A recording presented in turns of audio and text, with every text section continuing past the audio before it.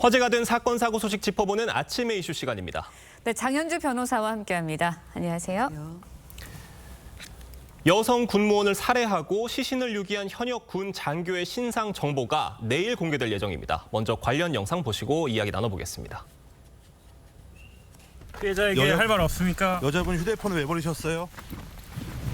하청을 왜 유기했습니까? 무슨 관계세요? 한 말씀 해주시죠. 방금 영상에 나간 네. 저 군 장교가 본인 신상 공개 경찰 결정에 대해서 동의하지 않으면서 법원에 가처분 신청을 냈었잖아요. 법원은 기각을 했습니다. 기각 이유가 뭔가요? 그렇습니다. 말씀 주신 것처럼 군 장교가 신상 공개를 하지 말아달라고 가처분을 신청했는데 기각됐습니다. 법원은 회복하기 어려운 손해가 발생할 우려도 없다고 봤고요. 그렇기 때문에 손해 발생 예방을 위한 필요한 조치도 필요 없다고 봤습니다. 가처분이 기각됐기 때문에 경찰은 유예 기간이 끝나는 오늘까지 기다린 후에 아마 내일 정도면 신상 정보를 공개할 것으로 보이는데요.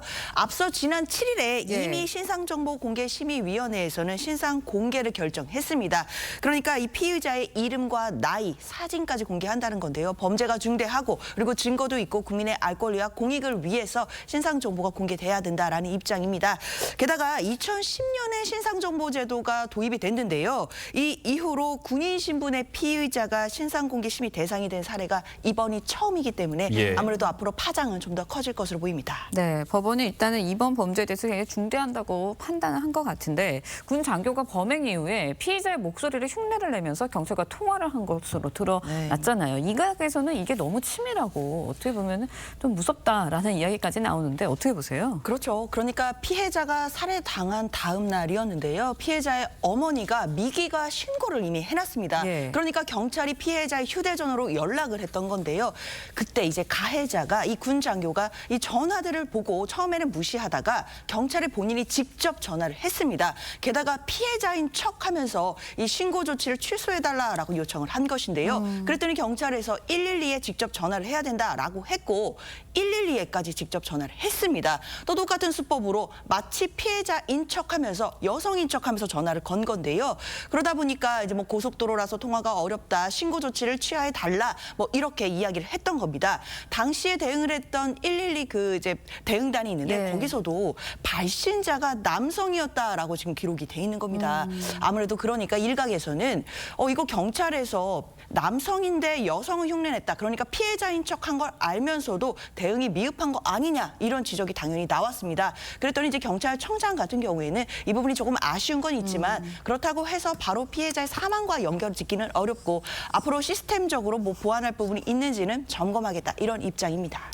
이 사건의 경우 정말 다행스럽게도 피의자가 빠르게 검거는 됐지만 여전히 의문점이 많이 남아있어요. 방금 말씀하셨던 그런 여성 목소리로 통화를 한다든지 범행 동기라든지 이런 것들이 수사를 통해 좀 더 밝혀져야 될 것 같아요. 그렇습니다. 먼저 우선적으로 범행 동기가 좀 더 객관적으로 밝혀져야 될 것 같습니다. 그것을 위해서는 프로파일러를 지금 동원을 해서 심리 상담 중이다라는 부분들을 알려져 있는데요. 더 나아가서는 결국 범행 동기를 밝힌다는 건 계획 여부를 따진다는 겁니다.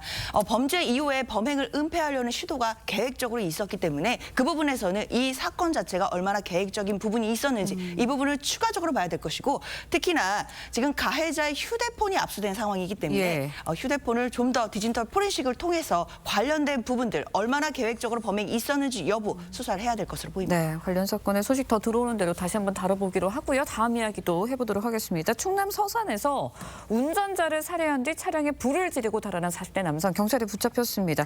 그런데 애초에 이 사건이 이제 불이 난 차량의 운전자가 실종되면서 의문점이 남겼는데 일단은 사건의 상황부터 먼저 정리를 해주셔야 될 것 같아요. 그렇습니다. 이 사건이 사실 처음에는 불이 난 승용차의 운전자가 실종된 사건이었기 때문에 굉장히 의문점이 많았는데요. 지금 수사를 통해 밝혀진 내용은 강도살인 사건이었습니다. 그러니까 지난 8일 서산시의 한 식당 주차장에 피해자가 뒷좌석에 타고 있었는데요. 가해자가 그 차에 바로 침입을 해서 피해자를 살해하고 금품을 훔쳐서 달아난 그런 사건이었습니다.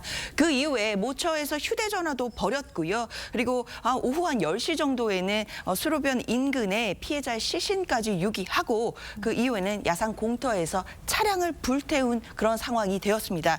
그렇기 때문에 이 차량이 불타는 것을 보고 아파트 주민이 이제 신고를 했고 경찰이 수사에 나선 상황인데 당시 피해자 피해자가 대리운전을 불고 이제 대리운전 기사를 기다리기 위해 뒷좌석에 있는 그 잠시의 틈에 이 가해자가 차량에 침입해서 이런 끔찍한 범죄를 저질렀습니다. 네, 사건 당시 현장에서 차량을 목격한 시민들의 말 들어보도록 하겠습니다. 그 시간대에 저기서 주차를 하는 제가 패턴은 아는데 저기 주차한 사람은 저기 사는 사람이거나 그냥 턴에서 나가거나 그래서 세워놓을 이유가 없거든요. 수상하다고 생각했어요. 그 밤에 차가 주차될 일이 없는데 근데 소리가 나서 무슨 소리지? 그래서 생각을 했는데 뭔가 두들기는 소리인지 하여튼 좀 이 40대 남성이 피해자의 지갑에서 돈까지 훔쳤다고 예. 해요. 그게 12만 원 정도였다고 하고요. 그렇습니다. 사실 고작 12만 원을 훔치기 위해 사람을 살해하고 방화까지 했다는 그러니까요. 것인데 사실 그렇기 때문에 경찰이 이 사람에 대해서 지금 조사 중인데요. 이 가해자가 서산 지역의 회사원이라고 하고 평소에 도박빚, 부채가 많아서 생활고에 시달렸다라고는 합니다.